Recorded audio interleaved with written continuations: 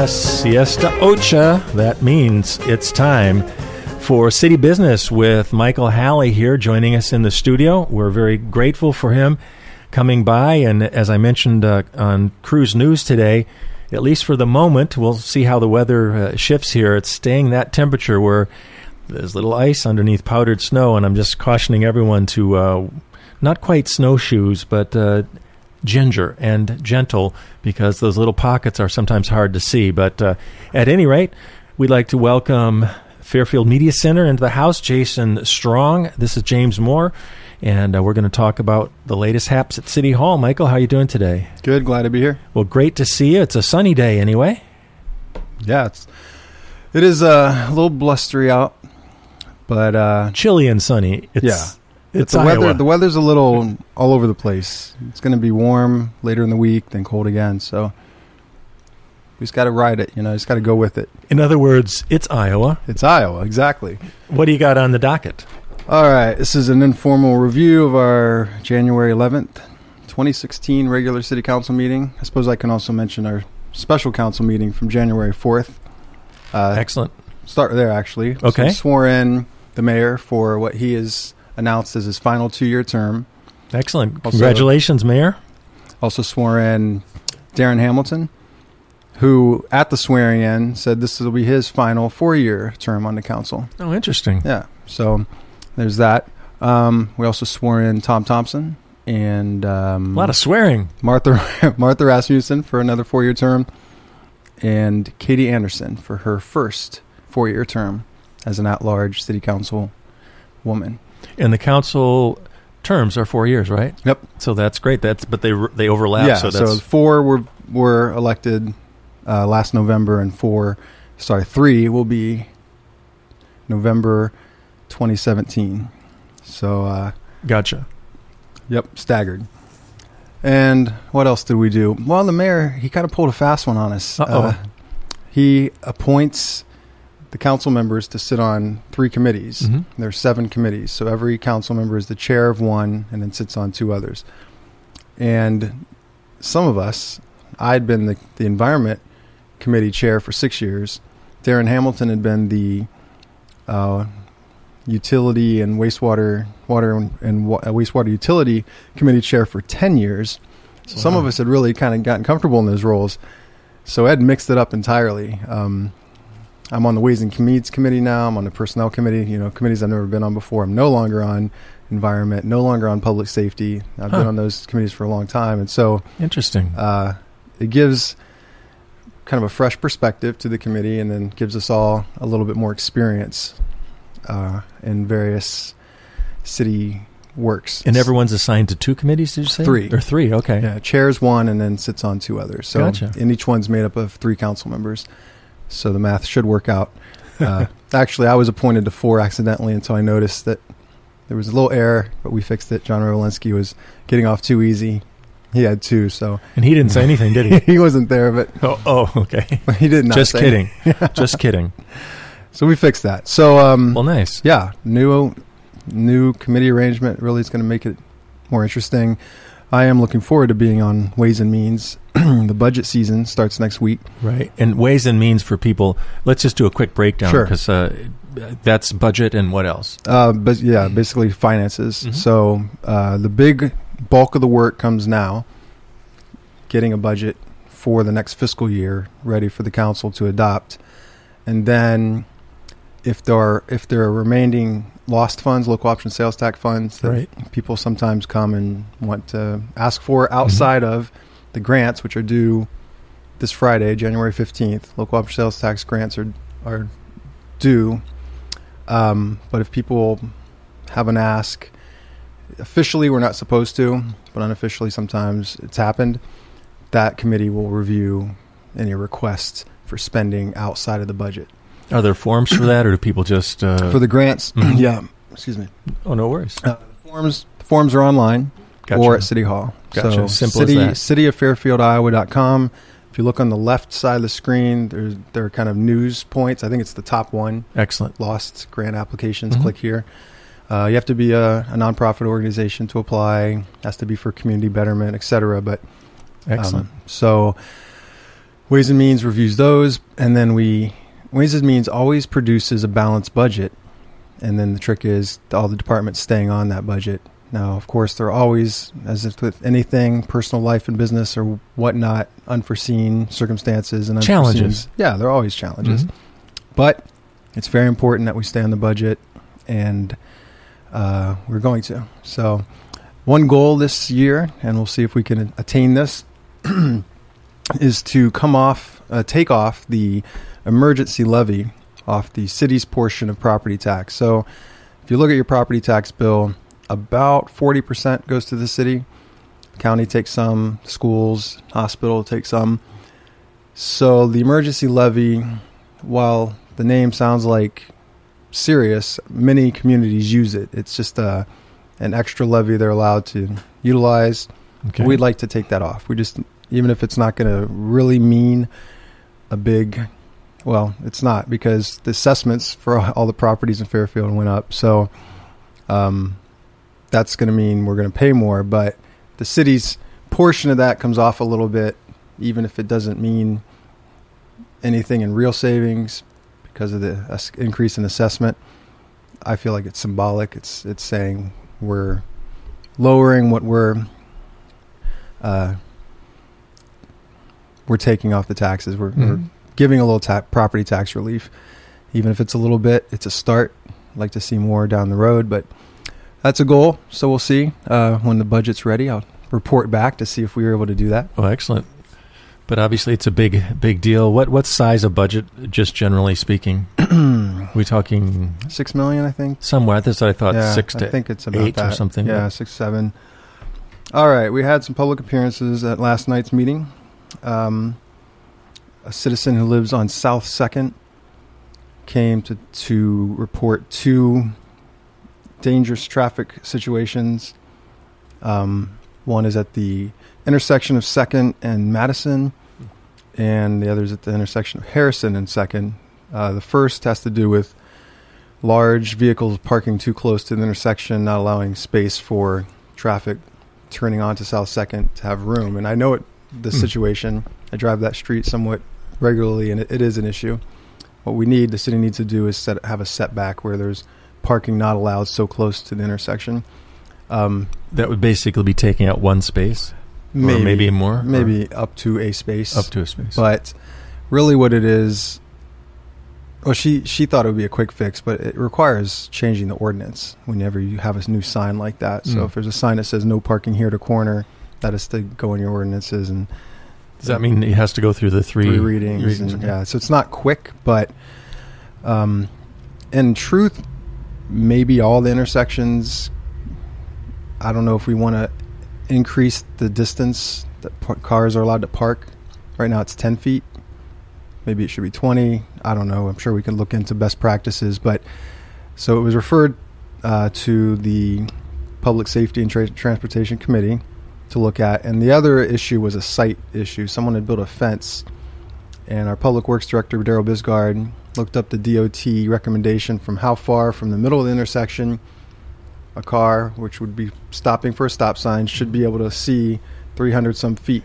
And you can't. You have to pull forward past the stop sign to be able to see traffic, oncoming traffic. So it's one of those situations where the fence itself meets the setback requirements in terms of how far from the street you're allowed to, but you still can't doesn't see. really meet the sightline requirements. So in this situation, perhaps the city could adopt the DOT recommendations as our policy for sightlines, and that fences and those kind of things would have to meet both.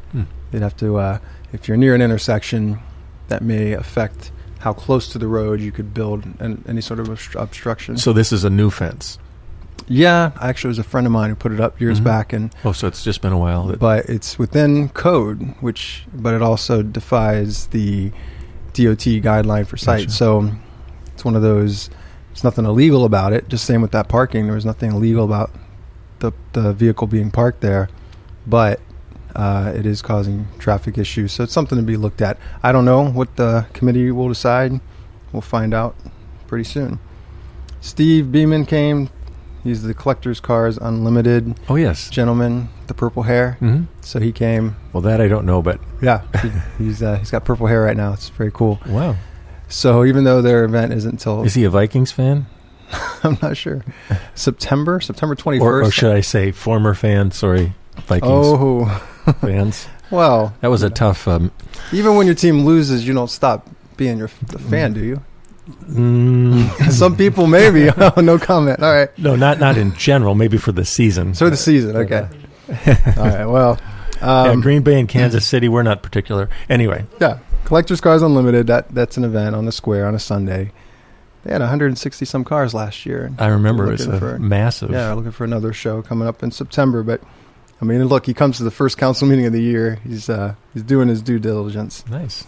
We also heard from Dan Sullivan, who's on the Cambridge Investment Resources Exec Committee, Mm-hmm.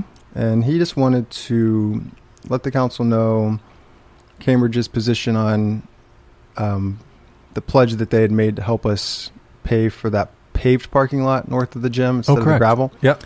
So what happened was the council had the grant funds that we lost from changing the source of where we're getting the funding for the Step 1 wastewater. Mm-hmm. And it turned out to be a much better deal for the city to have $2.69 million grant to help with that. So we lost this other funding, and we didn't have the money to pay for the parking lot we were going to put in. So we looked at what was left in the contingency funds for the project, for the pool and gym project, and we had about $63,000 we could scrape together to put in a gravel parking lot on the north side of the new gym, kind of behind the dairy bar. I had a feeling that Cambridge, who has naming rights to the facility, who's the biggest donor, Mm-hmm. probably wouldn't want a gravel lot if they could help us make up the difference. So we requested that they consider helping us make up the difference, and they said, well, we'll go in about 50%. We don't want to do it all. We want to partner with the city and other donors to make that happen. So of the, say, 90,000 rough numbers that we needed in addition to what we were spending on the gravel, 90,000, they pledged 50. So we had about 40,000 we still needed. We had a pledge for almost all of that. We were about 9,000 short. Mm-hmm. Not entirely short, but it wasn't in hand yet. Mm-hmm. Now, I had sat down with Tom McMahon, who's one of the main fundraiser for the project, and he assured Ed Malloy and I he could get it. And so sitting down and talking to him face to face and knowing his success with the whole project, I felt confident we'll get that. But at the last meeting of December, half the council did not feel that confidence. They didn't like the idea of saying yes until or unless all the funding was in hand. And I respect that. I think that's the direction that we want to be moving in. We talked about this this concept of, say you get a grant that pays for 90 to 95% of a project, and you say, well, let's do it. We'll find the rest somewhere. We don't want to do that anymore. That's how deficits get created. We want to have all the funding in hand before we move on something.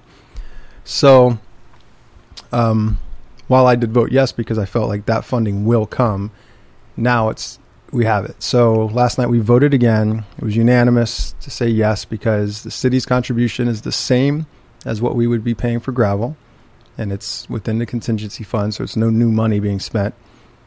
And then private funds are paying the difference so that we can have a paved lot, which is safer, it's ADA compliant, American Disabilities Act. Will certainly last longer. It lasts longer. It's less cost for maintenance. So it's a total win for the city. So I want to thank Cambridge. I want to thank Tom McMahon and the other donors who helped fill that gap. It's just one of those things when you plan on something, and Darren Hamilton was talking about planning on something being done through grant funds that you don't know you have.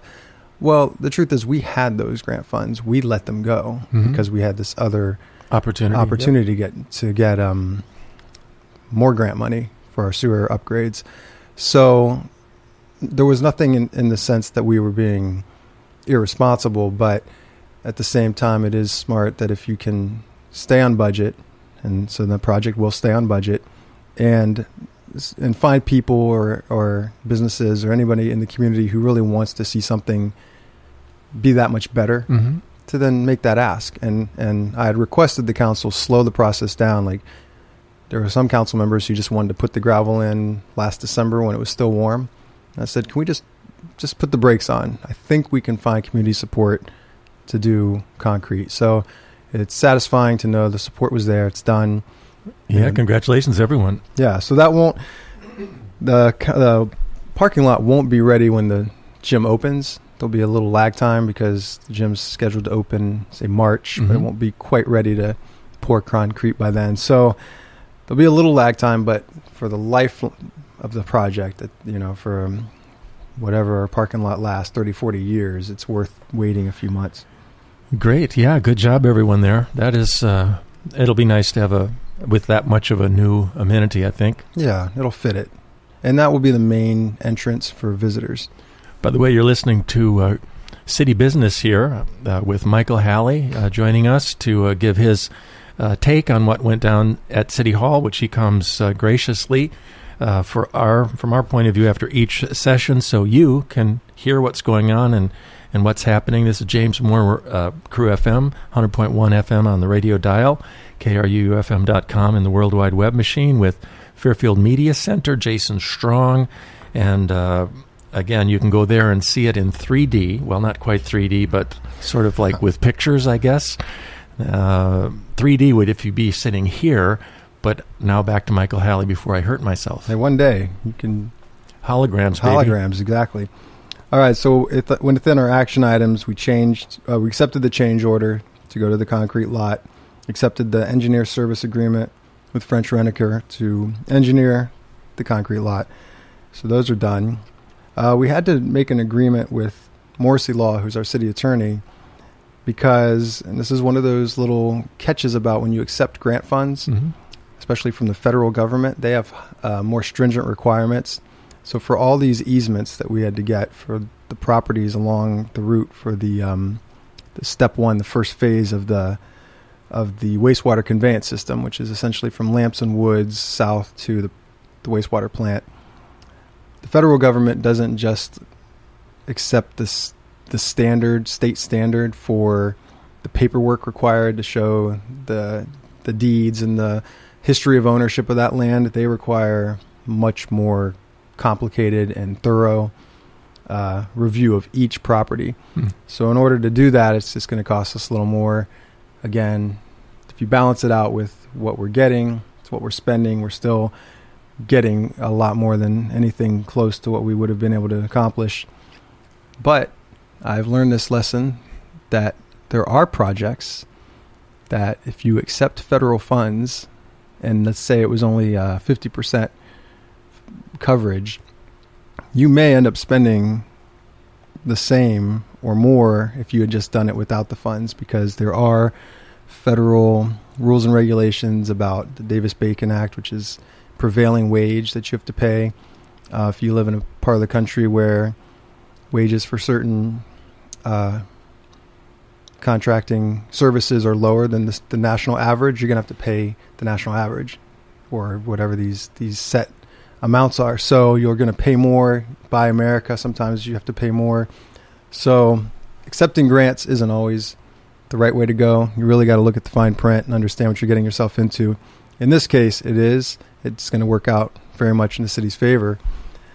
But there are those little hoops to jump through. Well, and they all have certain things in their agenda, so hopefully it's a dovetail, a nice fit. It's not quite as simplistic as you think if you have never done them. We've done several, quite a few here, and of course the nonprofit before with Roland and the Beatbox got a federal grant too, and it also, there's a timeline on it. It has to be spent within a certain time, and then and for certain things, and they're their documented. Own world. Yep, they really are. All right, and we're grateful for them, but it's another one of those things. It is, and just so it's good to just tell people that grants are kind of a double-edged sword. You got to know what you're getting into. Kirkwood, the paving of Kirkwood between 7th and 9th, we accepted the low bid, which was almost exactly the engineer's estimate, which is nice when it doesn't come in too high. And this is going to be, I think, 80% funded by the DOT. So us accepting it is really just passing along the DOT to say, here's who we recommend. And that'll be done this construction season. We had the second reading of the ordinance to add an ADA accessible parking spot around Howard Park. We're adding one. I believe this one is the southernmost spot on the west side. So the corner of Main and Grimes. Mm-hmm. This would be the northeast corner on the north side, if that makes any sense. Well, not Let's to me. just put it this way. To me, we're going to have an additional... north is up because on the map... There you go. We're going to have an additional parking spot there. It's just... and you said it's for ADHD? ADA, American Disability Act. Oh, sorry. I mean... So just for any disabled person has the handicap decal or whatnot can use right, that. the little hangy thing with the wheelchair. That's the one. All right, just wrapping it up. Mayor Malloy had asked the committees to... you mean the Ed? That's the one. Had asked committees to meet to plan for the year, and so 2 did. And so the Environment and Franchise Utilities Committee, I say it longingly, I kind of miss it already, now chaired by John Rowlinski. He had asked me to give him any projects that I was working on to pass along.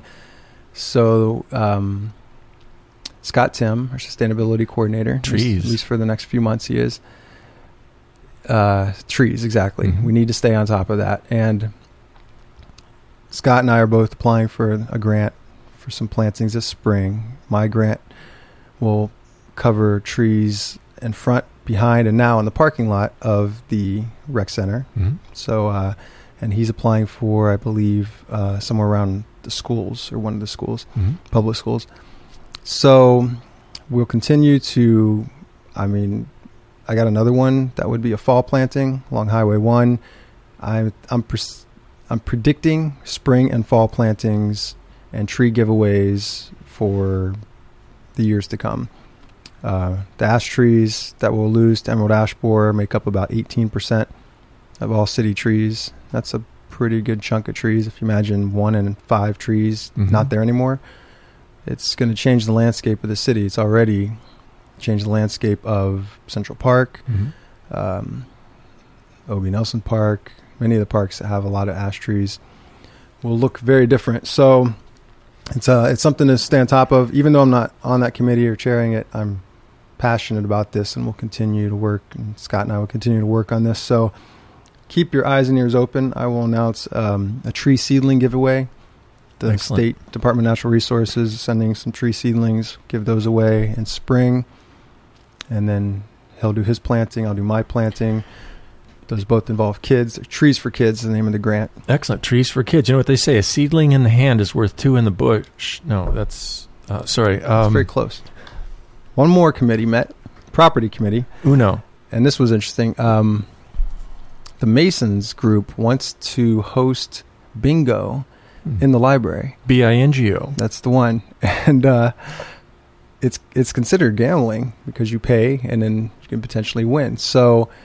they would have to get a gambling license, and the council, the committee is unsure if we want to set that precedent to allow gambling in a city building. The thing about it is it's done in other communities, and what they do is they split the pot. They split the earnings with the library. So it's a way for the library to get a little extra funding for their book collection and such. So we did not get some of the answers, like how often. Are they thinking every Monday night? Is it during business hours, or is it after hours, so that the kids wouldn't be walking by? None of us would think the bingo is. Is the Catholic Church doing that too? Are they going to be? No one's doing it locally. Elbowing in. There are people who love bingo so much they travel to neighboring communities to play. So if there was a place in town, you could get a good crowd. It's just that we don't know if we want the gambling. But what about that link between bingo and mafia? It's that link. Isn't it a gateway? Well, that's what we're talking about. As far as gambling goes, I don't know if there's actually Bingo Anonymous or anything. Where people are really like, I need help. I can't stop playing bingo. It's ruined my life. We don't know if that's the case or not, but we're going to do a little more research before we decide. And I don't mean to be myself at all. I'll try to stop here. But we do have a non-alcoholics anonymous group that is meeting. No, I'm just kidding. All right. Is that it, Mr. Halley? That's all I got. Well, I'm sorry to end on that note.